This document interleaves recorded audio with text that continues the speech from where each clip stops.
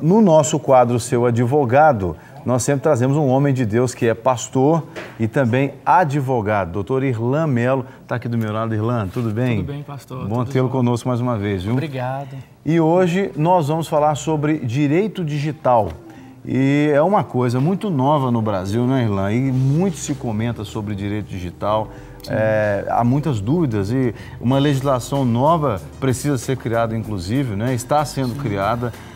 Muitas mudanças estão acontecendo.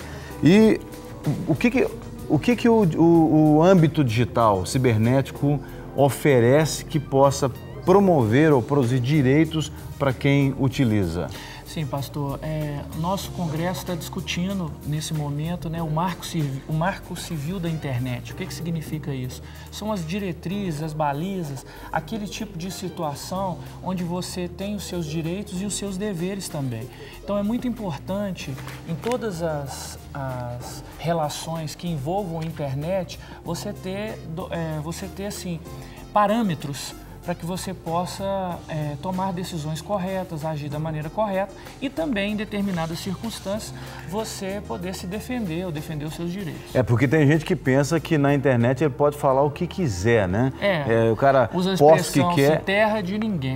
Ninguém vai me achar, eu estou aqui na minha casa escondidinho, mas não é bem assim não, né? Com certeza Porque não. Na medida que você acessa a internet, o ambiente, ele não é um ambiente terra de ninguém, como você disse. Sim. Muito pelo contrário, é bastante monitorado, né? É bastante monitorado e as pessoas têm acesso ao provedor onde foi feito aquele acesso e através desse acesso você consegue identificar o local. Para quem não sabe, cada computador gera um endereço eletrônico que eles chamam de IP. IP, exatamente. Né? Todo computador, e pode ser o próprio laptop, ou seja, quando uma empresa de internet fornece o serviço de internet para alguém, mesmo que seja um Wi-Fi num aeroporto, alguma coisa assim, né? Cada aparelho que acessa aquela internet tem o seu endereço. Fica gravado, fica identificado ali. Pode ser que você consiga não identificar precisamente o local, mas um raio de atuação você consegue identificar. Sim, e aí com outras ferramentas vão chegar na pessoa, Sim, né? Com certeza. Bom,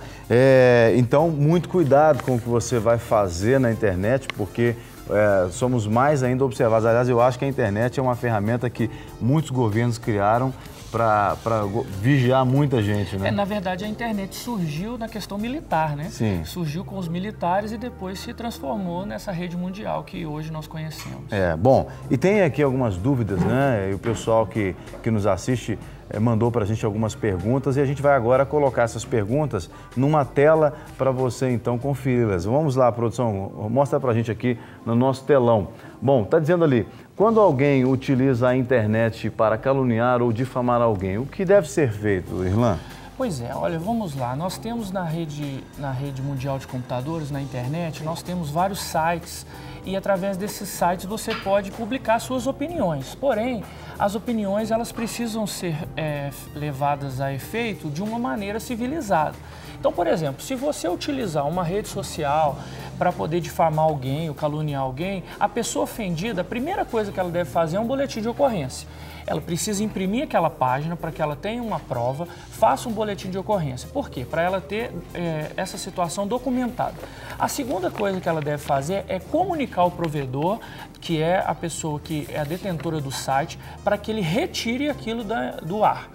Se isso não resolver, ela precisa ingressar imediatamente com uma ação judicial.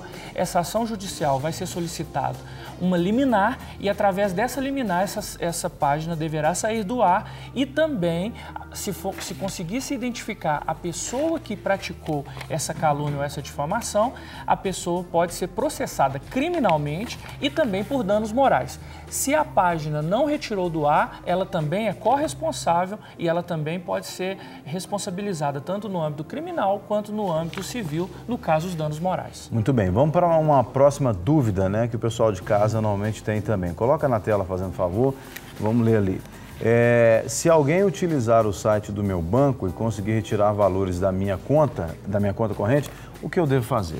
Pois olha só, isso é algo que com frequência acontece, né? As pessoas, elas conseguem de alguma forma obter a senha do banco e a partir do momento que ela obtém essa senha, ela consegue retirar valores da conta corrente. O que acontece nessa situação? Nessa situação, a pessoa, primeiro, faça sempre o boletim de ocorrência. Para quê? Para que você tenha documentado o fato. A partir desse momento, leve o boletim de ocorrência no banco. O banco é responsável por fazer essa investigação e a responsabilidade do banco é objetiva. O que significa isso?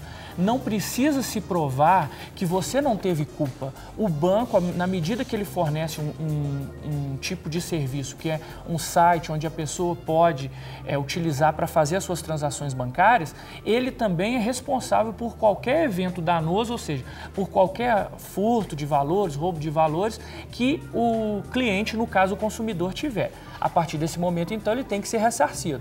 Se o consumidor não for ressarcido, ele também pode ingressar com ação na justiça e ele vai conseguir receber o seu dinheiro de volta, além dos prejuízos. Sim. Porque pode acontecer também que, pela falta desses valores, a pessoa entrou um cheque e esse cheque entrou sem fundo. Aí gerou danos morais. Pode gerar a questão dos danos morais também, porque aí a partir desse momento... A reputação da pessoa. Seu nome pode ir para o Serasa, então, etc. tudo isso... Agora, vale dizer aqui que quem faz o uso de internet banking, principalmente, tem que tomar cuidado em seguir os passos do site do banco para que a pessoa também não faça acesso de qualquer computador, de qualquer maneira, sem os cuidados necessários. Sim, né? É muito Porque importante. Se o banco provar que a pessoa também, ela deu vamos dizer assim, ela facilitou o processo para alguém, porque tem muita gente de má fé também, sim, né? Que tem aquelas pessoas que acabam agindo de má fé, facilitando ali o roubo. Se isso ficar provado, aí a pessoa também deve ter que ser responsabilizada. Se ficar demonstrado, se o banco conseguir demonstrar que a culpa pelo fato acontecido foi do consumidor, aí ele se isenta de responsabilidade, com certeza. Muito bem. E as dúvidas continuam. A produção coloca na tela, por favor, mais uma pergunta e a gente vai trazer para você aqui. Cadê a produção? Vamos lá. Se alguém faz um perfil em meu nome numa rede social sem minha autorização, o que devo fazer? O que é muito comum, mais comum do que a gente pensa, né? Por exemplo, vamos pegar aqui o Facebook como exemplo. É muito comum criar perfis no Facebook em nome de pessoas famosas. E às vezes o cara que é uma personalidade, ele não tem um perfil no Facebook, aí um desavisado qualquer vai lá e cria como se fosse aquela pessoa. Nós temos casos aqui conosco, em nossa igreja, de pessoas que estavam usando perfis no Facebook em nome de pessoas conhecidas nossas, e a pessoa não tinha perfil no Facebook, todo mundo seguindo e mandando mensagem, e a pessoa postando mensagem na primeira pessoa, né? Como se fosse aquele nome da personalidade. Então vamos imaginar que a pessoa criou um perfil falso, porém a pessoa que ela está utilizando na primeira pessoa. Então nós estamos imaginando uma situação onde a pessoa já fez isso de má fé, porque existem também aqueles perfis que são dedicados, né, como uma homenagem, né?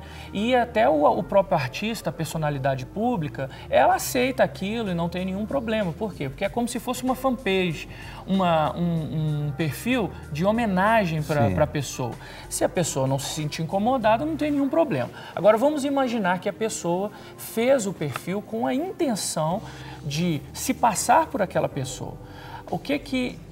A partir do momento que você descobriu, a primeira coisa que você tem que fazer é comunicar ao provedor. No caso, o pastor disse sobre o Facebook, comunique que aquele perfil é falso. Se não se retirar o perfil, o que é possível fazer? Você faça uma representação na delegacia e ingresse com uma ação na justiça para que seja retirado aquele perfil. Acontecem muitos casos, por exemplo, de pessoas que postam, por exemplo, mensagens indevidas, postam ofensas, postam mensagens pornográficas utilizando o nome daquela pessoa, o que é ilegal, o que é possível você ingressar, inclusive, com uma ação por conta disso. Teve um caso aqui, um pastor nosso aqui da igreja, eu de repente eu vi que tinha um perfil no nome dele, comecei a seguir, porque ele estava postando tudo em primeira pessoa, né? E aí eu falei, é o pastor. Aí depois ele postou uma situação que eu achei assim diferente. Eu falei, não, eu conheço esse pastor, ele não era nada, vamos dizer assim, imoral, no certo sentido. Era coisa normal, mas eu falei, não, esse pastor não ia por esse caminho aqui. Eu liguei para ele. Sim. Falei, você tem conta no Facebook? Ele falou assim, não, e no Twitter também. Eu falei, não tenho. Eu falei, tem alguém usando seu nome. E aí, com muito custo, conseguiu achar a pessoa, ele entrou em contato com a pessoa e pediu para tirar. E pasmem, era crente fazendo-se passar por aquele pastor. Então, é uma situação assim, lamentável. Isso, né? Poderia, por exemplo, gerar danos morais contra este pastor sem ele estar sabendo. E um terceiro ingressaria com uma ação, uma representação contra ele por algo que poderia ter sido feito ofensivamente, só que não era ele. Ele teria que provar que não era ele. Né? Então, é sempre importante você ter responsabilidade com aquilo que você está postando. Agora, se você percebe que alguém está utilizando indevidamente os seus dados, o seu nome, mesmo que seja com intenção, com uma boa intenção, é importante você se resguardar para evitar problemas futuros.